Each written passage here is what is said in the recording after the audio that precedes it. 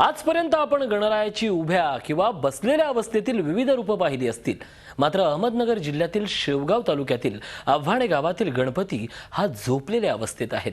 विशेष म्हणजे संपूर्ण राज्यातील हा एकमेव असा झोपलेल्या अवस्थेतील गणपती असल्याने त्याला नवसाला पावणारा निद्रिस्त गणेश म्हणूनही ओळखतात। अहमदनगर जिल्ह्यातील शेवगाव तालुक्यात वसलेलं हे आव्हाणे बुद्रुक गाव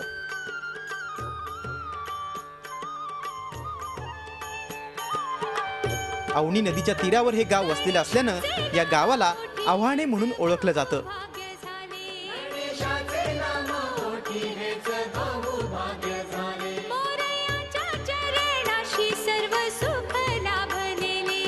केवळ एवढंच नाही तर या गावाला चक्रधर स्वामींचाही सहवास लाभला।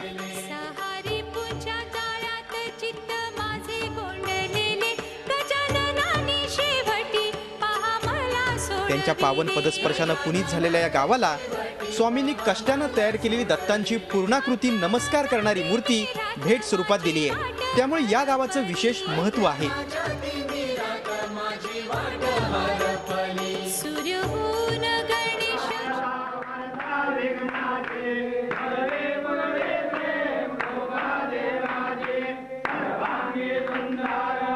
त्यातच या गावातील निद्रिस्त गणपतीच्या मूर्तीमुळे तर गावाच्या वैभवाला चार चांद लागलेत असं म्हटलं तर चुकीचं ठरणार नाही।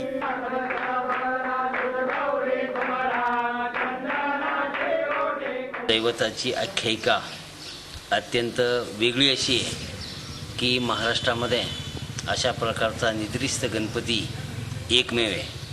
शेवगावपासून 13 किलोमीटर पश्चिमेस आणि पाथर्डीपासून 15 किलोमीटर अंतरावर असणारा हा स्वयंभू गणपती, नवसाला पावणारा, त्याचप्रमाणे सर्वधर्मीय असं श्रद्धास्थान असणारा हा गणपती अत्यंत जागरूक असा आहे।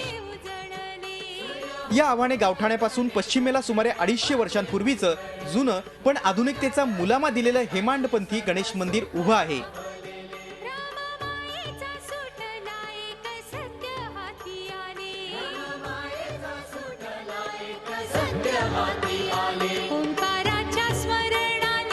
जांभा दगड आणि विटांमध्ये बांधलेलं हे मंदिर आजही सुस्थितीत आहे।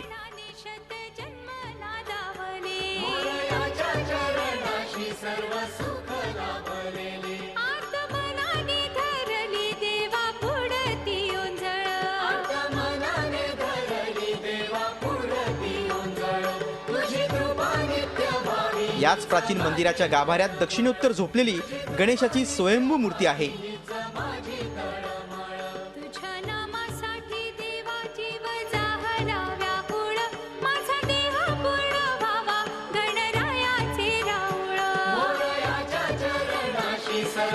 या मूर्तीची सोंड आणि डोळ्यांची रेखीव रचना भाविकांच्या डोळ्यात भरते।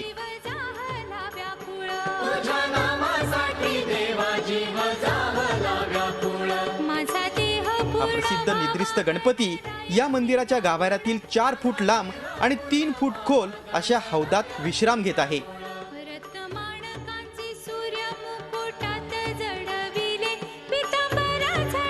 हा गणेश येथे कसा आला याबाबत अधिकृत अशी माहिती कोणाला नाही। मात्र ज्या ठिकाणी गणरायाची मूर्ती विसावली आहे त्या ठिकाणी शेत नांगरत असताना एका शेतकऱ्याला ही मूर्ती सापडली।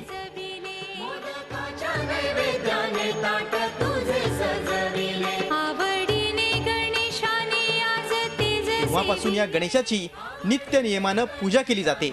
भाविकांच्या मते हा गणेश नवसालाही पावतो।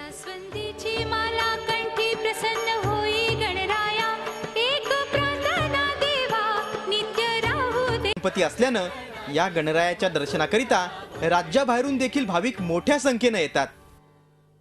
गावामध्ये श्री गणेशाची निद्रिस्त अवस्थेतील देशातील म्हटलं तरी वावगं ठरू नये अशी एक भव्य अशी गणेशाची मूर्ती आहे।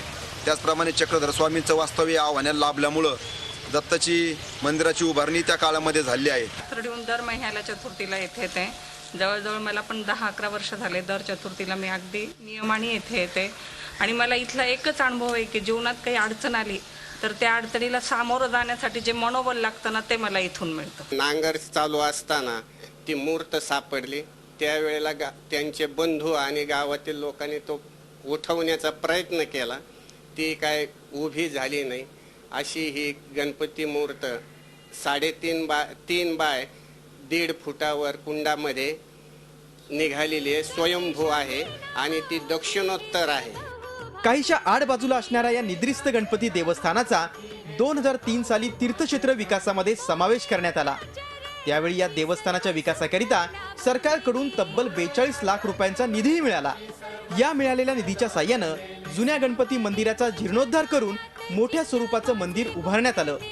भाविकांचा वाढता ओघ लक्षात घेऊन मोठ्या प्रमाणावर सभामंडप तसंच भक्त निवासही या ठिकाणी बांधण्यात आलं. आता या प्रसिद्ध अशा निद्रिस्त गणपती देवस्थानाचा तीर्थक्षेत्र विकासाच्या ब वर्गात समावेश करण्यात यावा अशी मागणी येथील देवस्थान ट्रस्टसह गावकरी आणि भक्तगण करतायत. निखिल चौकर, झी मीडिया, अहमदनगर. झी 24 तास, एक पाऊल पुढे.